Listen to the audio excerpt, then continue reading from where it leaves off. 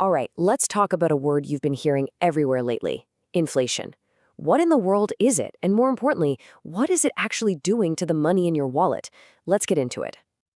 It all boils down to a question we've all thought about. You ever get that feeling that a dollar just doesn't go as far as it used to, that it just kind of vanishes? Well, you're not imagining things. That slow, almost invisible decline in what your money can actually buy, that's inflation in a nutshell. Okay, so first things first, let's clear up a really common mix-up. When you see the price of gas suddenly shoot through the roof, it's easy to shout, "That's inflation." But, technically that's just a price hike. Inflation is bigger. It's not about one single price going up for a specific reason. It's about most prices all across the economy, rising together and staying up.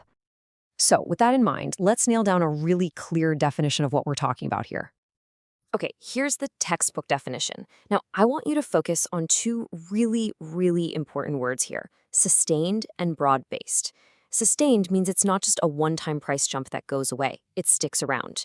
And broad-based means it's not just happening with cars or houses, it's, well, pretty much everything.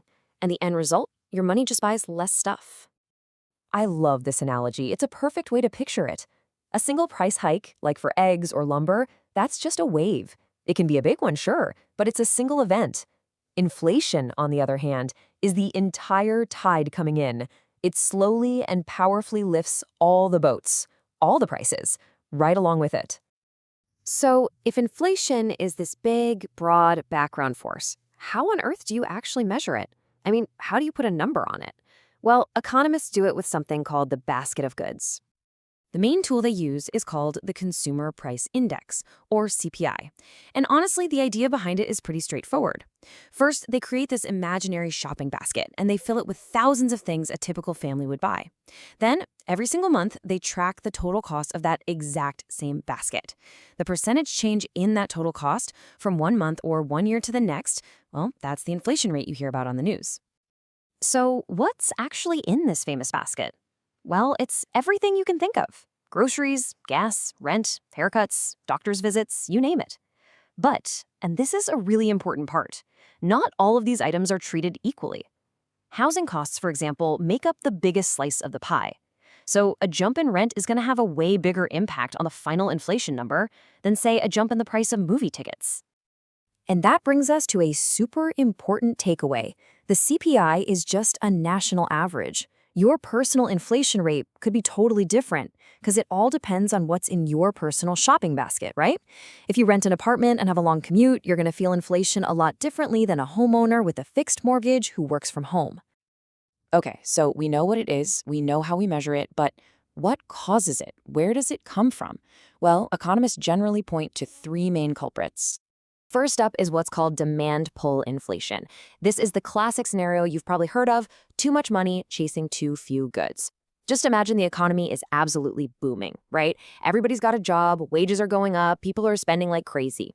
If that demand for stuff outpaces the country's ability to actually make the stuff, well, prices get pulled up. The second cause is kind of the opposite. It's called cost push inflation. This happens when it just gets more expensive to make things. The textbook example is a sudden spike in oil prices. All of a sudden, it costs more to ship goods, it costs more to run factories, and businesses aren't just going to eat that cost. They push those higher costs onto us in the form of higher prices. Now, this third one is a little more psychological. It's called built-in inflation, and people often call it the wage price spiral. It's kind of like a self-fulfilling prophecy. It goes like this: you see prices going up, so you start to expect them to keep going up. So what do? You go to your boss and ask for a raise to keep up. Your boss agrees, but now they have to raise their prices to cover your higher salary, and that just fuels the whole cycle all over again. Now, look, you absolutely cannot have a conversation about the causes of inflation without this famous quote from the economist Milton Friedman. He argued that at its core, it's really all about the money supply. But that's not quite the whole story. This right here is the perfect way to understand the nuance. Think of those demand and cost pressures we just talked about. Think of those as the spark that starts a fire. But for that fire to really grow and keep burning, it needs oxygen. A growing money supply, that's the oxygen. Without more money flowing through the economy, those initial price jumps would probably just fizzle out on their own. So, we've covered the what, the how, and the why. Now, let's get to the part that really matters to all of us. What does all of this mean for you and your money? The most direct, in-your-face impact is the one we started with. Inflation is like a slow, silent erosion of your purchasing power. Every single day that inflation is around, each dollar you have buys just a tiny bit less than it did the day before. Now, you might think, a few percent here and there, what's the big deal? But over time, that tiny erosion adds up, big time. Just to put a real number on it, between the years 2000 and 2020, a single US dollar lost about a third of its purchasing power. Think about that. Something that cost you $10 back in 2000 would have cost you around $13.30 20 years later. That's a huge difference you can actually feel. Now, here's something that gets overlooked a lot. Inflation doesn't hit everyone the same way. It actually creates winners and losers. If you're a saver, you kind of lose because the money you've carefully stashed away is just worth less in the future. But borrowers, believe it or not, they can actually win. They get to pay back their loans with cheaper dollars, money that has less buying power than when they first borrowed it. And on a bigger scale, high inflation is like throwing sand in the gears of the whole economy. It makes businesses nervous and uncertain, so they might put off big long-term investments. It also leads to these weird little problems like menu costs. That's the literal cost for a restaurant to keep reprinting its menus with higher prices. And shoe leather costs, which is the time and energy we all waste trying to protect our money from losing its value. So at the end of the day, it's maybe helpful not to think of inflation as some evil villain. It's more like a fundamental force in our modern economy, kind of like gravity. It's just there. It has causes and it has effects. And the big question isn't just how do we stop it, but how do we understand and navigate it?